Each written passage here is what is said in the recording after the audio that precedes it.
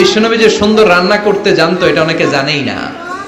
রান্না করতে জানা এটা কিন্তু একটা বড় কোয়ালিটি। কুকিং, খেয়াল রাখবেন, কুকিং, ড্রাইভিং, সুইমিং, এগুলো হচ্ছে লাইফ লং কোয়ালিটি, আজীবন লাগবে, ঠিক কি না?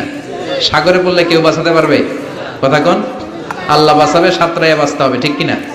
আমি একবার ছোটবেলা সাগরে কি বলে এক জায়গায় গিয়েছিলাম, বাসে করে ফিরে আসতেছি, লঞ্চে তুফানে পড়েছি।